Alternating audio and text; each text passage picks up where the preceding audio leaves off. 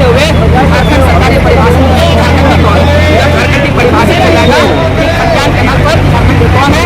उसके बाद सरकार नियोजन नीति बनाती है। नियोजन नीति में किस तरह बनाना है, सी और डी के नौकरियों में 90% यहाँ झारखंड के लोगों की, चाहे 30 जाति का 30 का बच्चा रहे, 90% यहाँ के लोगों की, 10% बाहर के लिए। जैसे भारत जैसा 18 राज्यों ने ऐसा नीति बनाया है, एक हमारे ऐसा उसके बाद भारत का कुछ ऐसा राज्य है जो स्पेशल प्रोविजन डी के तहत सरकारी नौकरियों में 100% नौकरी दिया। हम 100% की बात नहीं करते, आप 10% ही ओपन छोड़िए, लेकिन वैसा नीति लाइए जो हाईकोर्ट और सुप्रीम कोर्ट में चैलेंज नहीं होगा। हम बताते हैं कि किस तरह का नीति लाइए। आपको सी और डी में 90% हमारे लिए 10% बाहर के लिए ये हो गया, और जो बी का नौकरी यानी ऑफिसर का जो पद है उसमें 75 या 80% हमारे झारखंड के बच्चों के लिए और 25% या 20% बाहर के लोगों के लिए।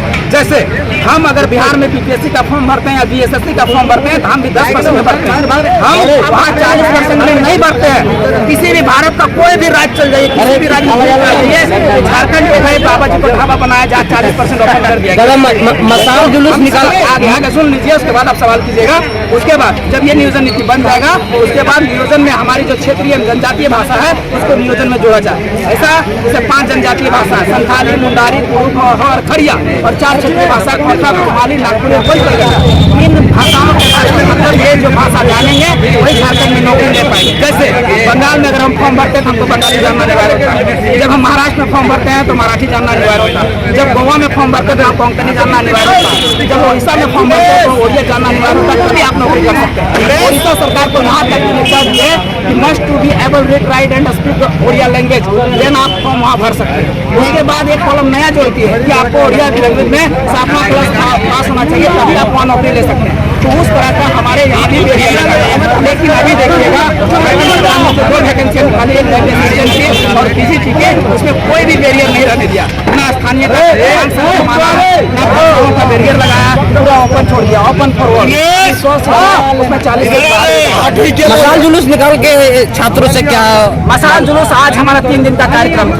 कल हमारा 17 तारीख था, उसमें मुख्यमंत्री आवास गिरा था, जिसमें आप देखे होंगे हम लोग मुख्यमंत्री आवास तक घेराव कर चुके थे।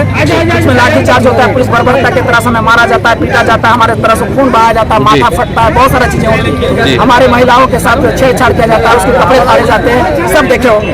उसके खिलाफ ही हम लोग ये आज 18 तारीख को मसाल जुलूस निकालेंगे जो सांकेतिक होता है। कल हम लोग ने झारखंड बंद का आह्वान किया है, जिसका समर्थन सभी झारखंड के सभी यूनिवर्सिटी ने समर्थन किया है, यहाँ तक कि जैक बोर्ड ने भी समर्थन किया और अपना परीक्षा जो है कैंसिल कर दिया।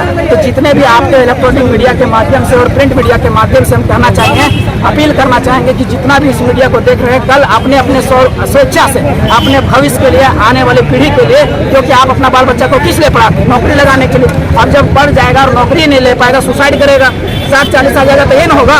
मान लिया जाए 3.5 लाख पोस्ट डाली, हम 1 ही लाख मान लेते हैं, 1 लाख में अगर फॉर्म भर लिया जाता है, 1 लाख का नौकरी ले लिया जाता है, कितना घुसेगा?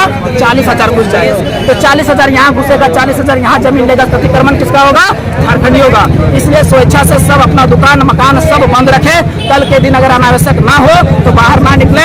उसके बाद हमारे तरफ से इमरजेंसी सेवाएं ओपन रहेगी, जैसे एम्बुलेंस हो गया, दूध हो गया, अखबार हो गया, सब चीज को हम लोग ने ओपन छोड़ा।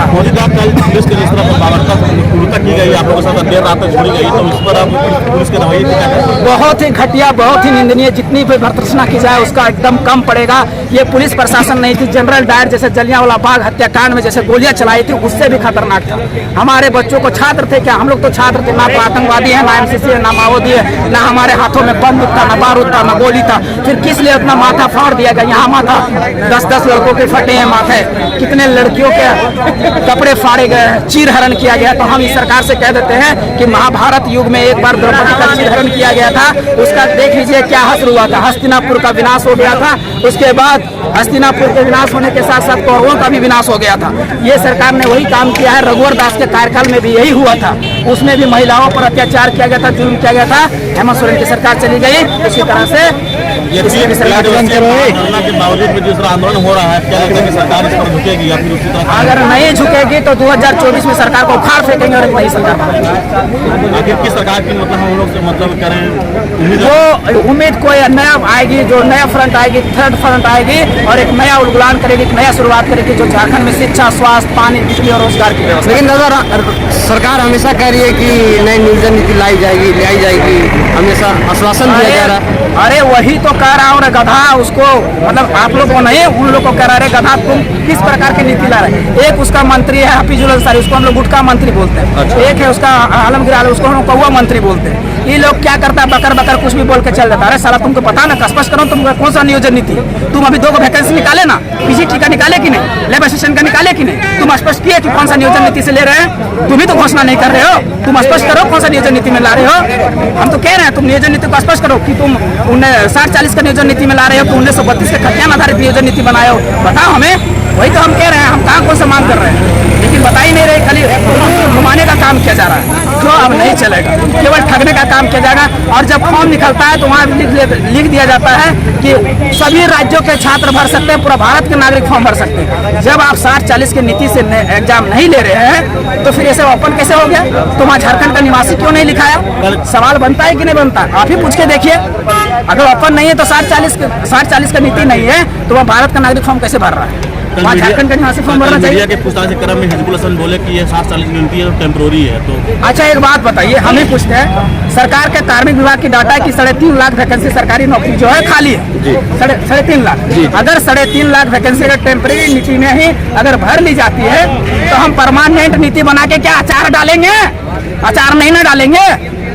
तो सबसे पहले हम इतना दिन 3.5 साल तक तो तुम नीति बना नहीं पाए, 6 महीना हम और इंतजार कर लेंगे। तुम स्थानीय पहले परिभाषित करो झारखंडी कौन है, स्थानीय नीति बनाओ, फिर नियोजन नीति बनाओ, उसके बाद तुम नौकरी धड़ाधड़ लो।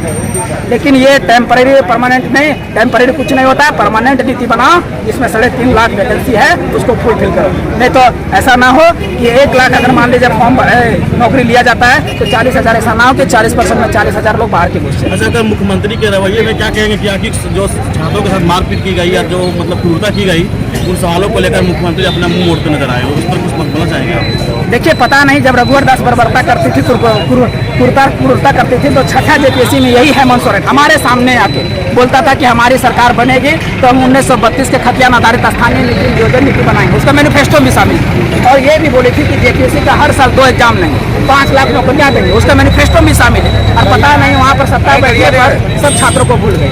तो इसको हम क्या कहेंगे, धोखेबाजी तो कहेंगे, धोखेबाजी ना कहेंगे। हम लोग तो यही बोलते हैं, धोखेबाजी बोलता है। अगला आप लोग कोई दूसरा भाषा बोलते होंगे तो हमें नहीं पता, लेकिन हम लोग धोखेबाजी उसको बोलते हैं। धन्यवाद।